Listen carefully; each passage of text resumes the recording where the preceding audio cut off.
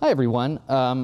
So today I'm here to talk to you all about what I see as a performing artist and an aspiring scientist as a huge problem in the current way that STEM education is approached.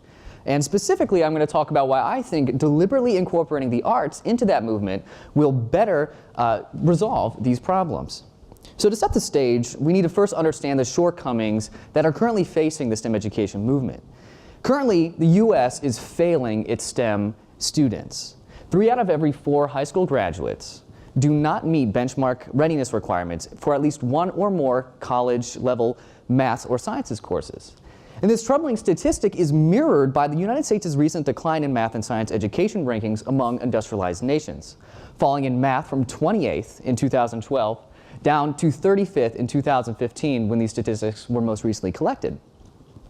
Now, this is a big problem because as STEM education has continued to fail, STEM job fields, on the other hand, have increased at a rate of 3 times compared to non-STEM fields. And this has resulted in an astounding 2.4 million STEM jobs to be unfilled by the time that I graduate college next year in 2018. So with this understanding, we have to ask ourselves, what might the problems be with STEM education as it currently exists? Now, of course, this is a really complicated answer, and the educational system in the United States has no easy fix. But I think that part of the answer is that if American schools more deliberately and intentionally incorporate the arts into their STEM programs, that we will see both a stronger and more intellectually curious student body as well as a larger and more equipped STEM workforce. And this movement of combining the arts and the STEM fields is known simply enough as the STEAM movement. So I'm from Florida, which brings up the rear in U.S. education at 41st in academic performance. And where I'm from, in a low economic county, like many other counties, pressed by Common Core standards, my county has had to increase STEM education policies, but at the same time, they've had to cut arts programs and sometimes eliminate them entirely. However, not only have these current STEM methods not worked, but their curricula have created a huge problem that I refer to as the binary of choice, where the once so intertwined arts and sciences are now disparate. Students are forced to choose arts or sciences rather than having them naturally be brought together as they should occur. Consider even just the very beginnings of modern inquiry with people like Leonardo da Vinci. Was he an artist? Was he a scientist? The answer is both, right? Because it was understood fundamentally that the arts and sciences went hand in hand. Without art, we have no creative means of human expression. We have no impulse to innovate. And without science, we don't have the resources and the information required to act on that innovation. Even our universities and colleges are rooted in this tradition of arts and sciences as they are named after.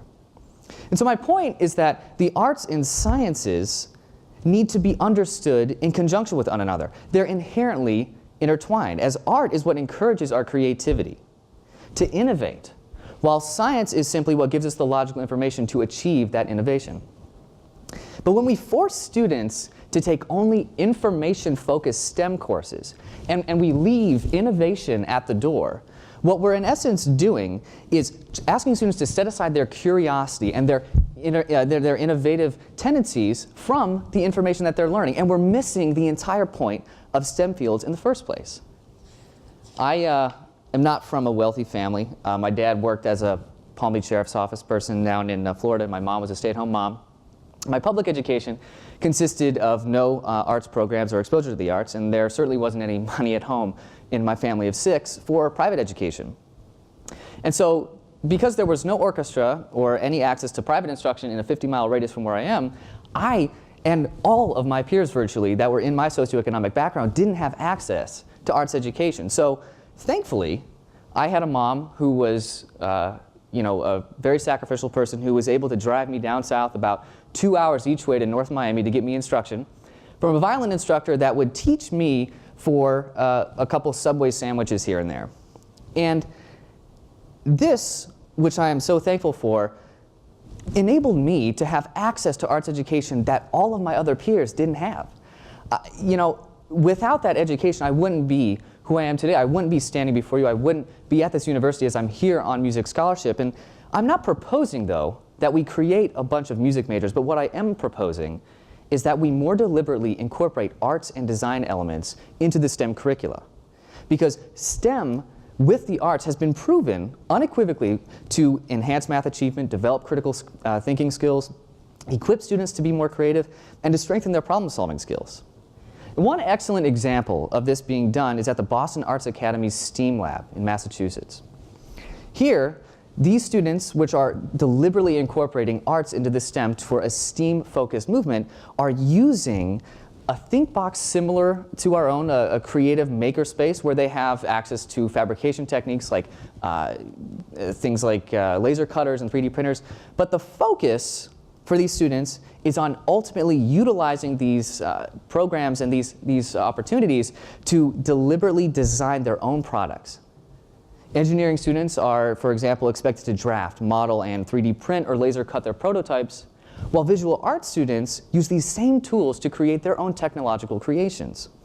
You see, the point that I'm getting at is that these STEAM students are using STEM-focused technologies and materials to develop their creativity in unique ways that allow them to not only better assimilate scientific concepts and understandings and methods, but allow them to do so on their own terms with their creativity as the driving force. You know, there is not enough money, obviously, to do what Boston Arts Academy did.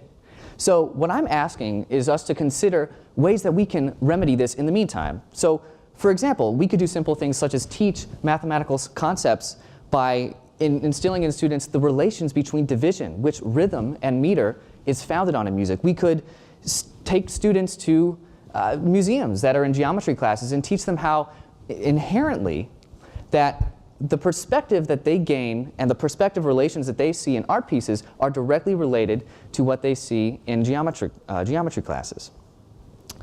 For me, being a part of a small minority of artists in a really heavily non-artistic community was a huge and incredible privilege that I'm very thankful for. But for me, what was my privilege was the disadvantage for virtually all of my peers.